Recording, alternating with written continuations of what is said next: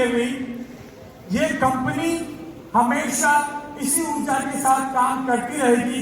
इसका कारण ये है, मैंने जब कंपनी स्टार्ट करी डॉक्टर नेचर, मेरी मां कसम, भगवान कसम, मेरे दिमाग में 0.01% भी ये दिमाग में नहीं था कि मुझे डॉक्टर नेचर से पैसा कमाने के लिए या पैसा कमाने के लिए मुझे कोई कंपनी बनानी है। ऐसा मेरे दिमाग में 0.1% भी नहीं था और ना आज है ना रहेगा।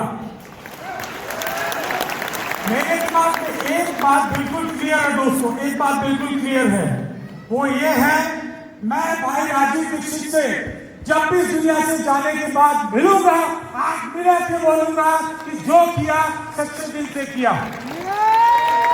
जब भी इस दुनिया से जाऊंगा, नजरें झुकानी नहीं पड़ेगी कि मैंने क्या किया। इसलिए ये कंपनी कभी बंद ही नहीं हो सकती है, क्योंकि जब तक इस दुनिया में इंसान है तब तक हम लोगों को हेल्प देने के लिए मदद करते रहेंगे। मेरे रहने से ना रहने से, आपके रहने से ना रहने से इस मिशन पे कोई फर्क नहीं पड़ेगा, क्योंकि ये मिशन है लोगों को हेल्प देने का, लोगों के जीवन को बेहतर करने का। ये मिशन लगातार यूं ही चलता रहेगा जब तक इस दुनिया में इंसान को सेहत की जरूरत है। तो किसी के दिमाग में 0.1% भी डाउट नहीं होना चाहिए कि हमारे मिशन की एनर्जी कभी कम होगी। क्योंकि अगर सपना किसी का गाड़ी खरीदने का है तो गाड़ी खरीदने के बाद वो उसका एनर्जी कम हो जाता है। अगर सपना 1 करोड़ का चेक लेने का, 1 करोड़ आने के बाद वो एनर्जी नहीं रहती है। किसी का डायमंड बनने के बाद स्पीड कम हो जाता है, क्योंकि सपना डायमंड का था। मैं बहुत लोगों को देखता हूं, एक बार डायमंड बनते फिर क्रैश लैंडिंग होती है, चेक्स कम होते जाते हैं। कोई डबल डायमंड, ब्लू डायमंड या क्राउन प्रेसिडेंट, या मैंने प्रेसिडेंट भी बहुत देखे हैं। तो अगर पैसा ही कमाना था दोस्तों, तो मैं एक कंपनी में सन 2000 से लेकर 2004 तक एज ए डायरेक्ट सेलर में काम कर रहा था। और आज जो मैं इवेंट आपके लिए ऑर्गेनाइज कर रहा हूं आप सब लोगों के साथ मिलकर, ये इवेंट उस इवेंट के सामने कुछ भी नहीं है जो मैंने अटेंड किया था।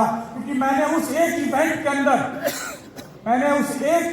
अंदर 44,000 करोड़ रुपए के चेक एक शाम में लेते हुए लोगों को देखे थे।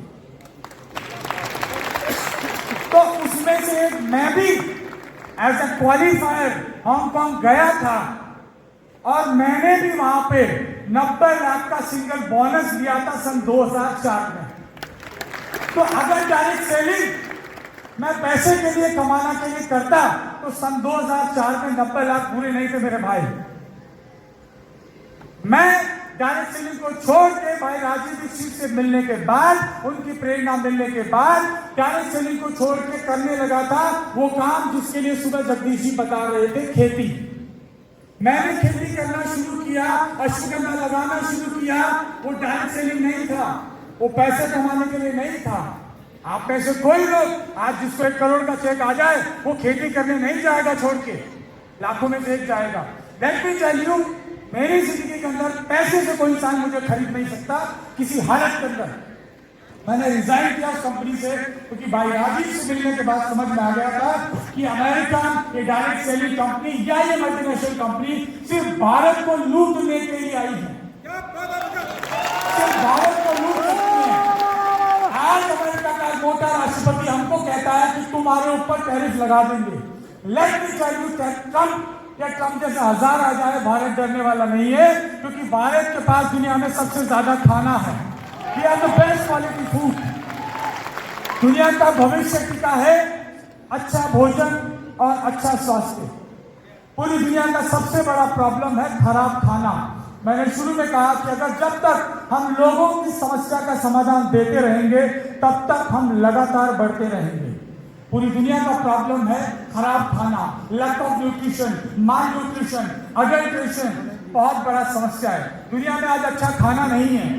भारत के पास दुनिया की सबसे ज्यादा जैविक जमीन है।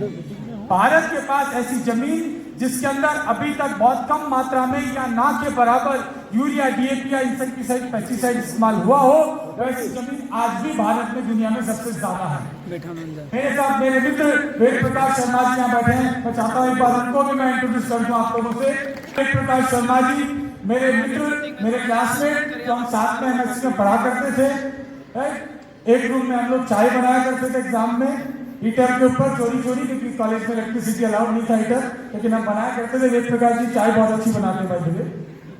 सो मैंने इनको बुलाने का जो कारण यहाँ पे आपको समझाता हूँ, क्योंकि हम ऑर्गेनिक प्रोडक्ट लॉन्च कर चुके हैं। आपने देखा सुबह जगदीश जी को आपने सुना, खेती करके भी पद्मश्री लिया जा सकता है।